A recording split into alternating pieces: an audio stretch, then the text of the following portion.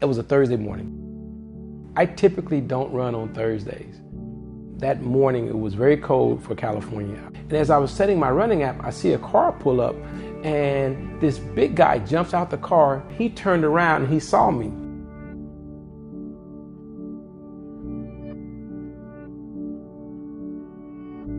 All the results came in, and he says, "You've been stabbed 7 times. I said, "Me?"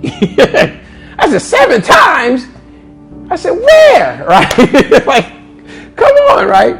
He says, 5 times in your back, and you have some cuts as well. He says, and at least 2 times in your eye.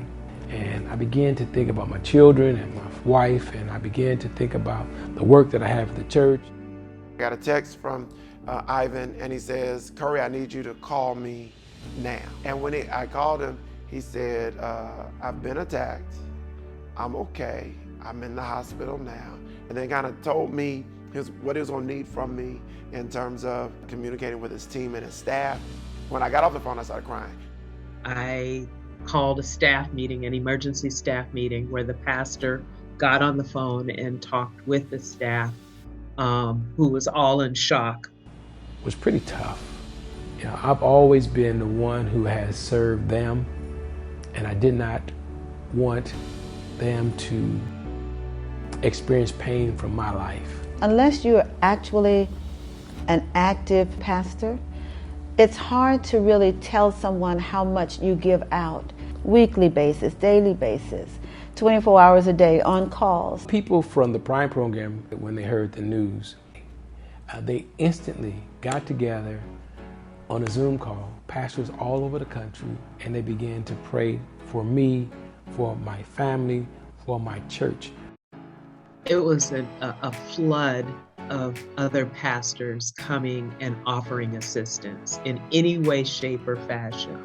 It was just wonderful how they responded, and I felt like I really had a team of people, a cohort of people, a posse of people who understood what it feels like to be a pastor who's in distress.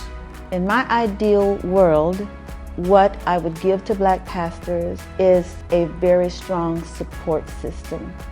And if I can say nothing else about Prime, I will say that's one thing we've seriously accomplished. It is comforting to know that you're supported and somebody gets it. Pastor Pitts has been seen as a mentor and a role model and a leader for so many pastors that the opportunity to help him and the congregation was very beautiful. I'm glad to see him up and well and getting better every day. It's great to see Ivan doing well. I mean, you can look at Ivan today and you see very little of the trauma unless you were there, right? And especially with his personality, you wouldn't know, but you know that it's there, and you know that that's in the back of his head and in his heart. I'm not going to be stuck in February the 24th. My pain does not give me permission to pause the powerful faith that I practice.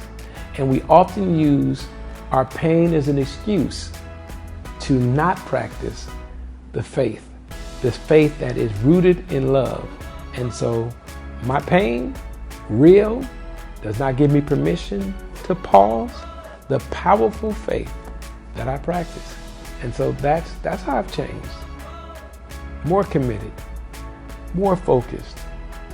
And so I'm really more concerned about getting the church, our church, and the Church Universal to elevate themselves to a higher standard, that love and regard for others and transformation through the gospel of Jesus Christ is more important to me today than it has ever been.